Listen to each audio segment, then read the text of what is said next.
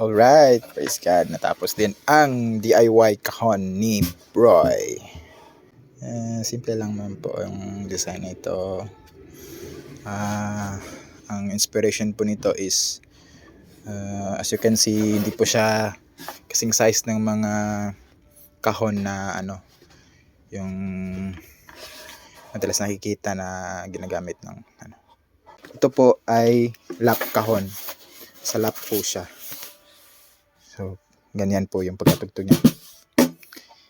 Kaya po ang lap kahon ay meron pong sling.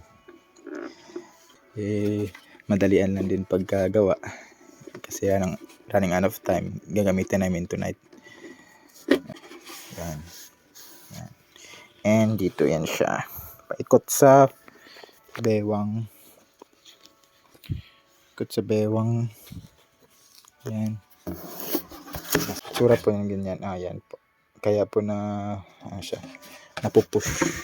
Kailangan ko po siya lagyan ng spacer dito para hindi siya napupush. Pero next time na lang since gagamitin namin siya ngayon. So, yun lang po. Ang ginamit ko po na rod niyan is old drumstick na wala ng pares, kaya pinutol ko siya. Tapos doon nabutas ako ng maliit lang na butas para maano lang ng shafting, kung saan makasit lang siya, hindi lang siya mag-move. Nakaipit din siya kaya hindi siya natatanggal kahit hindi siya tagos dito. Hindi siya tagos. Millimeter lang yung lalim niyan. And gamit kong string malapad, yung ginagamit sa marching. Ang pares nun is dito. Ito ganito.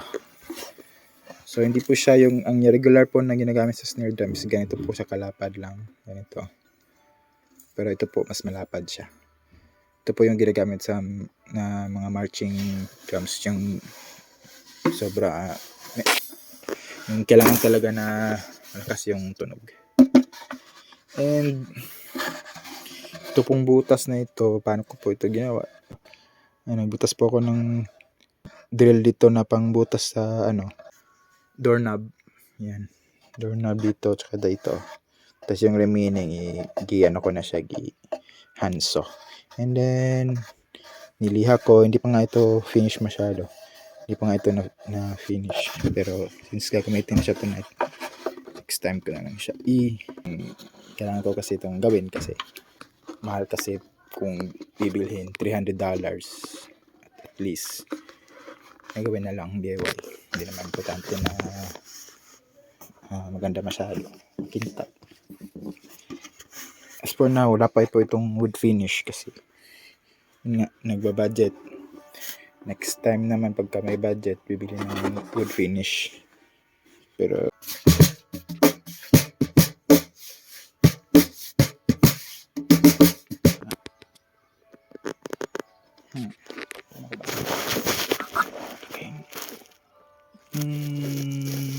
kita ba?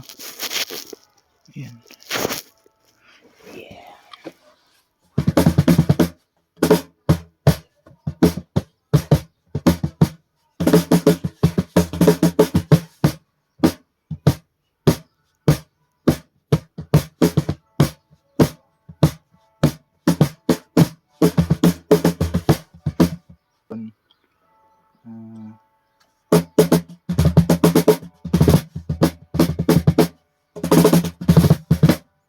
Gustong paano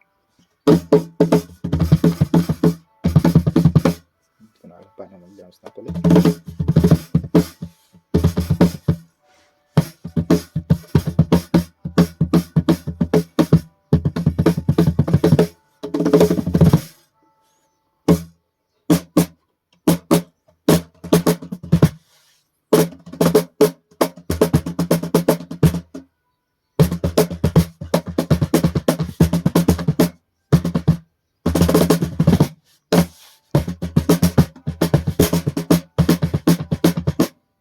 Pinataka.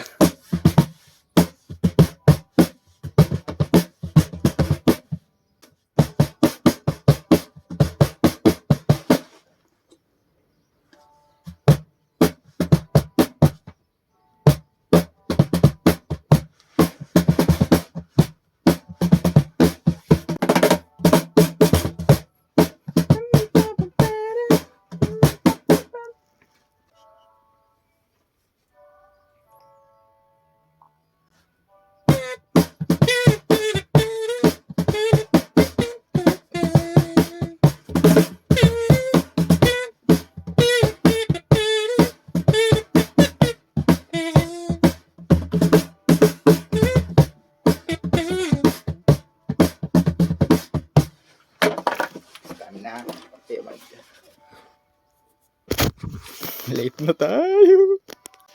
Mag-BBS po tayo tonight. Kaya, alis na po kami. Makalat, pero next time na ako mag-ayos.